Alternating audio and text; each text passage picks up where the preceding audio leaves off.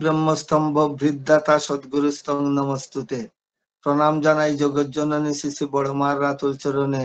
প্রণাম জানাই পরম পূজ্য পাদ শ্রী শ্রী বরদার রাতুল চরণে। প্রণাম জানাই পরম পূজ্য পাদ শ্রী শ্রী আচার্য দেবের রাতুল চরণে।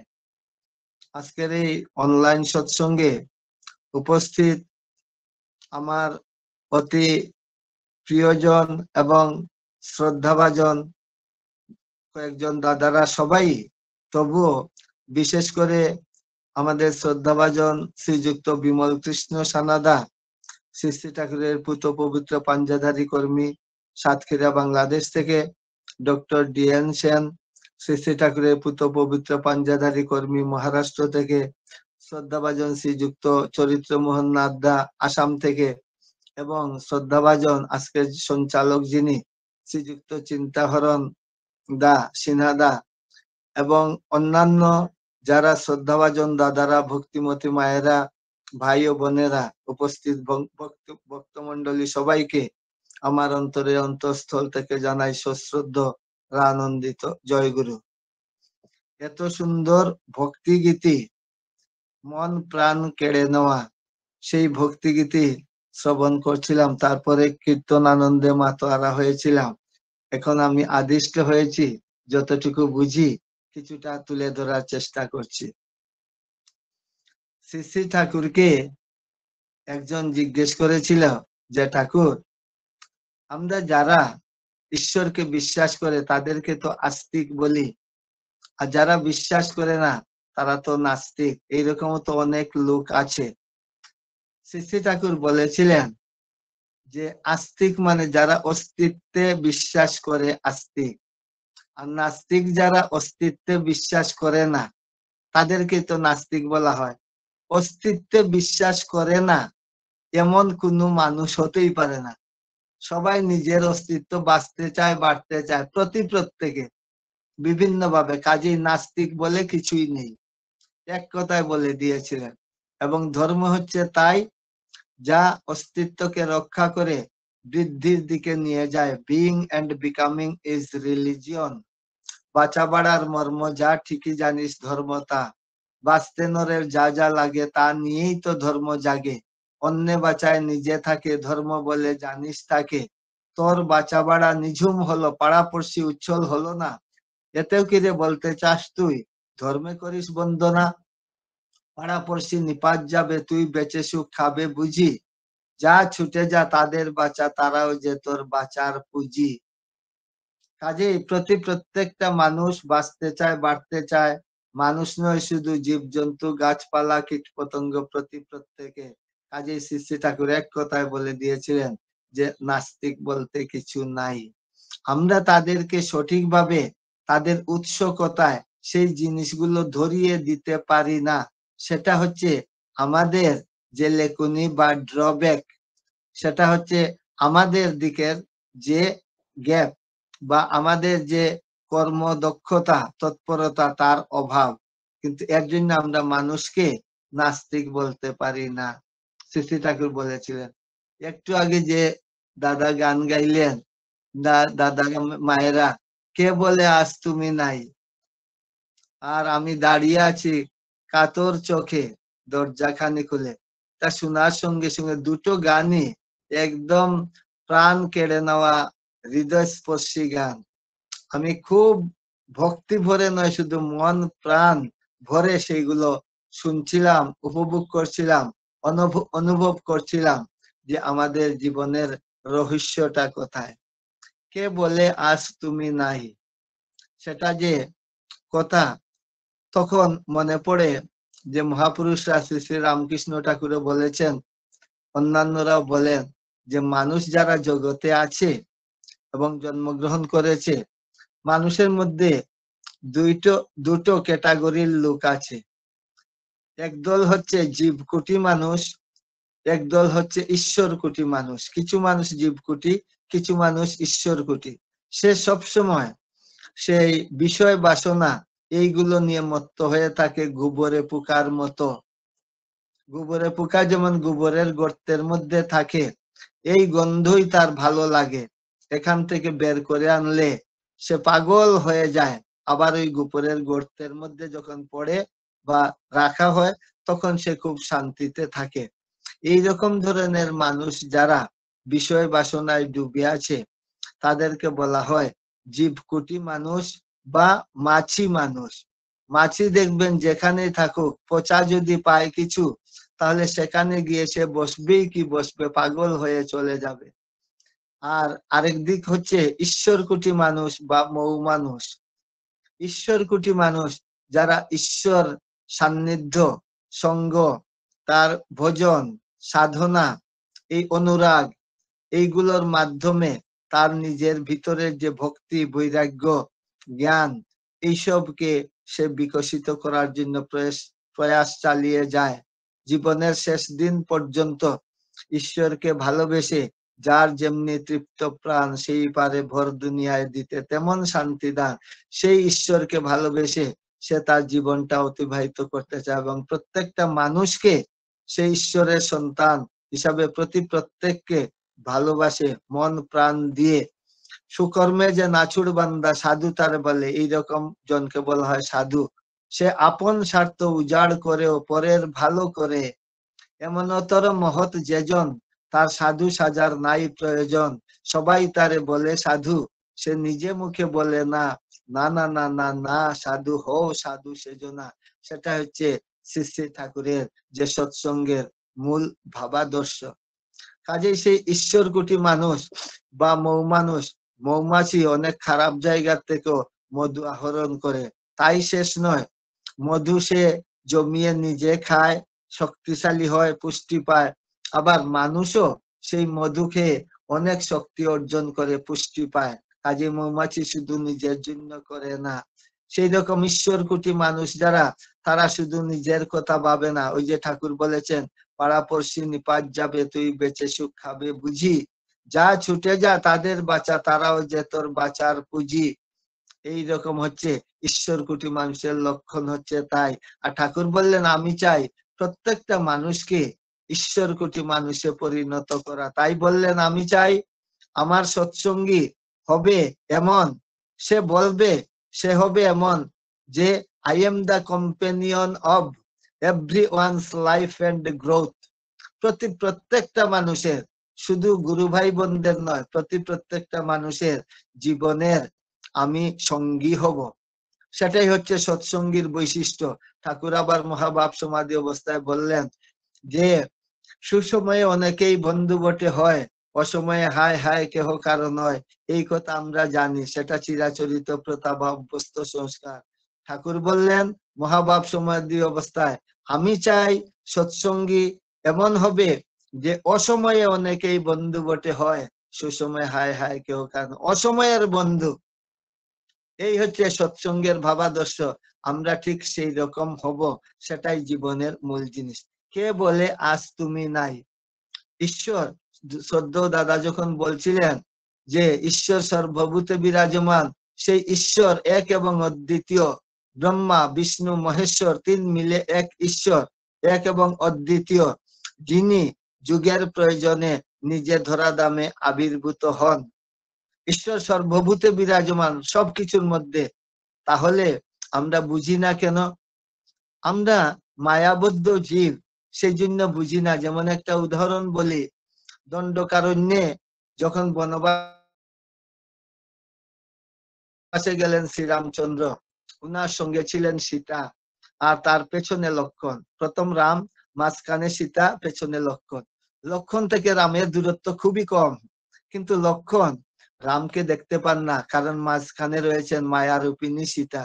এরকম ঈশ্বর ঠাকুর আমাদের সবার খুব কাছে, আমাদের মধ্যেই রয়েছেন, কিন্তু আমরা মায়াবদ্ধ জীব, সেই মায়ার বন্ধনে থেকে ঈশ্বরকে বুঝতে পারি না, আমরা জানতে পারি না, অনুভব করতে পারি না। বন্ধন ছিঁড়ে ফেললেই তখনই আমরা অনুভব করতে পারি আমাদের খুব কাছেই রয়েছেন। কাজেই সেই সম্পর্কে আমার হঠাৎ একটা এই উদাহরণ মনে পড়ে যে কাগজিস্তানের একজন সম্রাট ছিলেন। উনি সম্রাট আকবরের রাজসভায় একবার চিঠি পাঠালেন যে একজন কাউকে পাঠাও আমার দরবারে, সে আমার 3টা প্রশ্নের উত্তর দেবে। একটা হচ্ছে যে ঈশ্বর কোথায় থাকেন, আরেকটা হচ্ছে ঈশ্বর কি খান, আরেকটা হচ্ছে ঈশ্বর কি করেন। এই তিনটা প্রশ্নের উত্তর আমার রাজ্য এসে দিতে হবে, তোমার রাজ্য থেকে কাউকে পাঠাও। যদি উত্তর দিতে না পারে তার মৃত্যুদণ্ড হবে। সম্রাট আকবরের কাছে চিঠি পৌঁছলো, উনি মহাচিন্তায় পড়ে গেলেন, কাকে পাঠাবেন, কে এগুলোর উত্তর দেবে, উত্তর সঠিক না হলে মৃত্যুদণ্ড। সম্রাট আকবরের রাজসভায় আমরা জানি যে কৃষ্ণচন্দ্র মহারাজের রাজসভায় ছিল গোপাল ভাঁড়, আর সম্রাট আকবরের রাজসভায় ছিল বীরবল, খুব বুদ্ধিমান। বীরবল এসে বলল, হুজুর আপনি চিন্তা করবেন না, আমি যাব। সম্রাট কিছু আশ্বস্ত হলেন, কিন্তু ভেতরে ভেতরে চিন্তা, গিয়ে যদি উত্তর না দেয় তাহলে তার মৃত্যুদণ্ড হয়ে যাবে। যাই হোক, যথাসময়ে বীরবল গেল, গিয়ে কাগজিস্তানের যে সম্রাট উনি রাজসভা বসালেন, বীরবল উত্তর দেবে। বীরবল দাঁড়িয়ে আছে, হঠাৎ তখন প্রশ্ন করলেন এই কাগজিস্তানের সম্রাট যে ঈশ্বর কোথায় থাকেন। সে একটু চিন্তা করে বলছে যে হুজুর আমাকে এক গ্লাস দুধ দিতে হবে। তো সম্রাট বললেন যে এক গ্লাস দুধ নিয়ে আসো। দুধ নিয়ে আসলে সেই বীরবল বাঁ হাতে গ্লাসটা ধরে আর ডান হাতের আঙ্গুল দিয়ে দুধের মধ্যে ঘুরাচ্ছে শুধু। তখন সম্রাট বলছেন যে তুমি দুধ খাবে, নিয়ে আসা হলো, তুমি না খেয়ে এটা আঙ্গুল দিয়ে কি করছো। বীরবল বলছে যে হুজুর আমি জানি দুধের মধ্যে মাখন থাকে, কাজেই আমি সেই মাখনটাকে খুঁজছি। সম্রাট বলছেন তুমি বোকা নাকি, মাখন দুধের মধ্যে থাকে কিন্তু এইভাবে কি মাখন বেরোবে। মাখনকে সঠিক পদ্ধতিতে, দুধকে সঠিক পদ্ধতিতে মন্থন করলে পরে তখন মাখন বের হয়, না হলে হবে না। সঙ্গে সঙ্গে বীরবল বলল, হুজুর আমি উত্তর পেয়ে গেছি। বললেন যে বলো কি উত্তর। সে বলছে এইরকম, মাখন যেমন দুধে আছে কিন্তু উত্তম রূপে মন্থন না করলে তাকে পাওয়া যায় না। যেমন ঠাকুর বলেছেন সত্যানুসরণে, হীরক যেমন কয়লা প্রভৃতি আবর্জনার মধ্যে থাকে, উত্তম রূপে পরিষ্কার না করলে তার জ্যোতি বের হয় না, তাকে চেনা যায় না। সেই রকম ধরনের ঈশ্বর সর্বভূতে আছেন সবকিছুর মধ্যে, কিন্তু ওই পদ্ধতি অনুসারে করলে পরে তখনই বুঝতে পারবেন বা দেখতে পারবেন, না হলে সম্ভব নয়।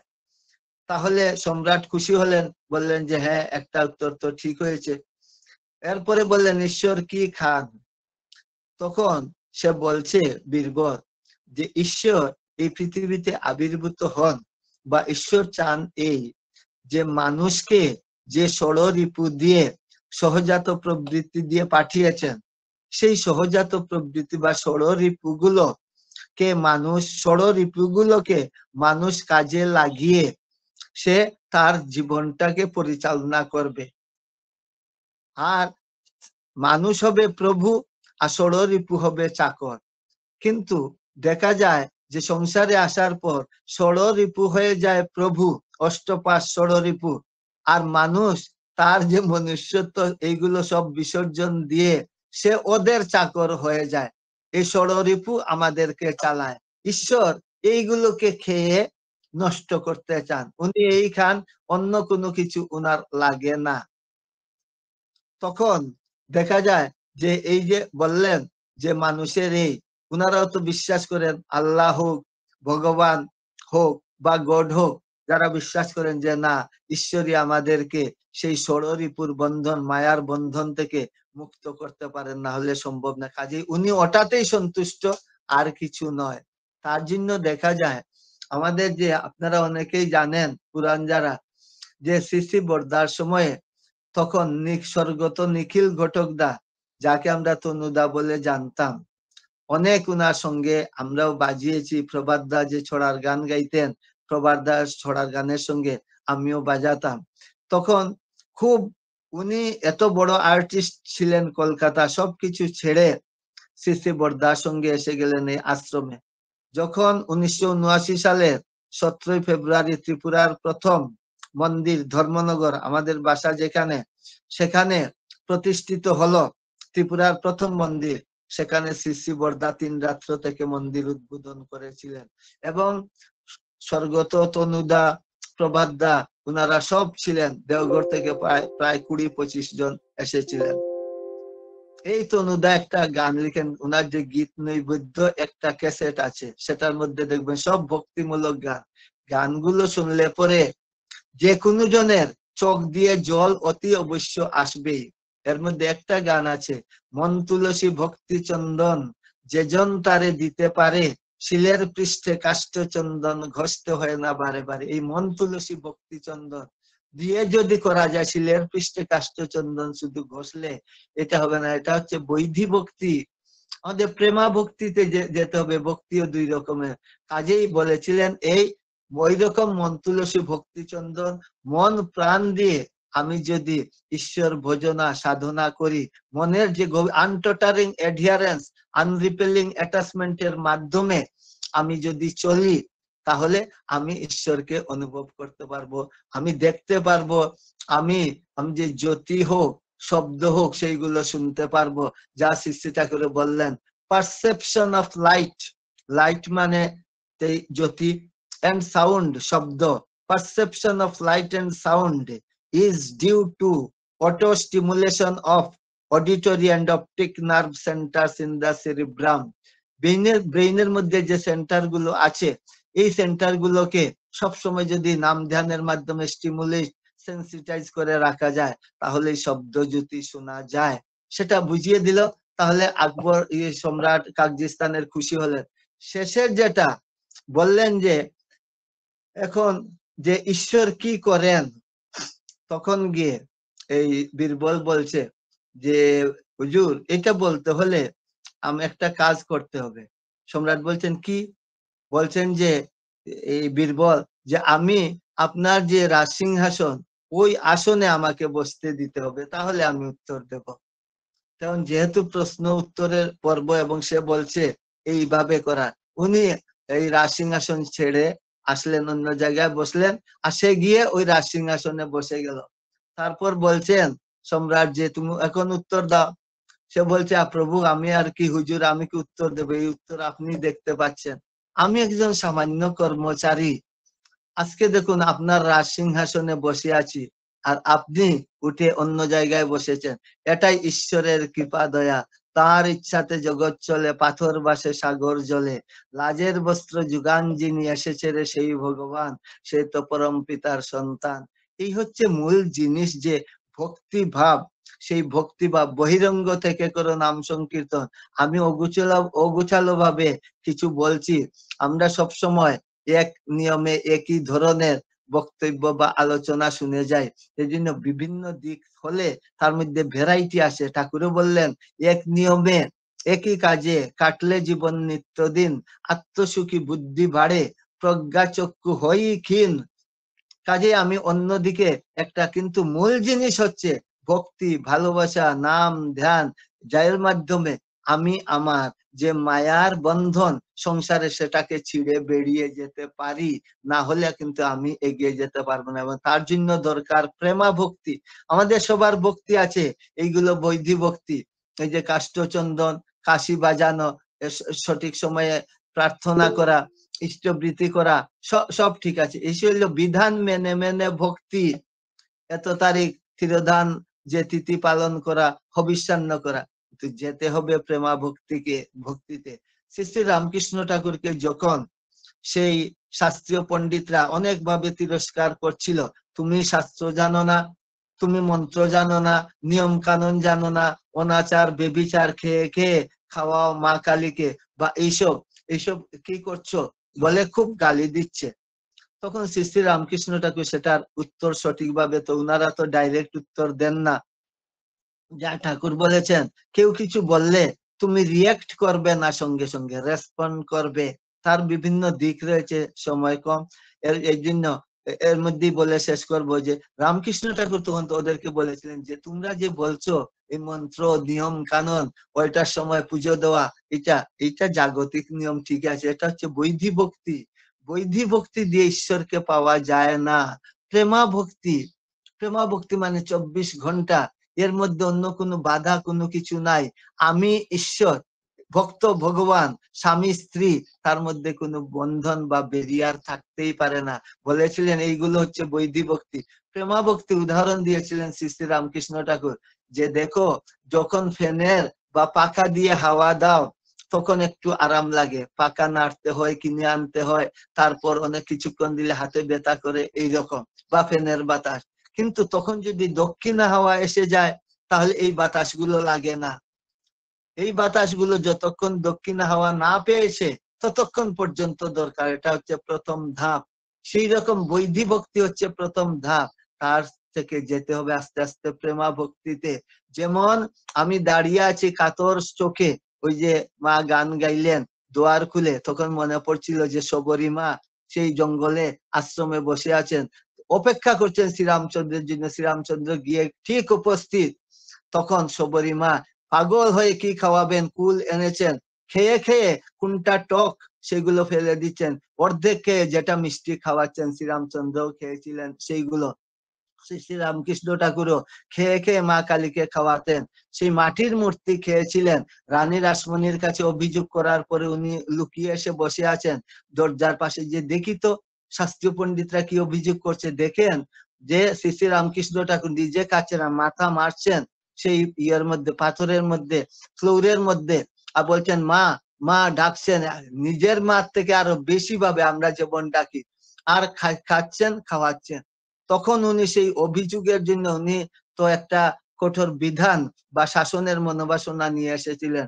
যখন শ্রী শ্রী রামকৃষ্ণ ঠাকুর বেরিয়ে আসছেন, মা রানী রাসমণি বলছেন, ঠাকুর আগে বলো তুমি কে?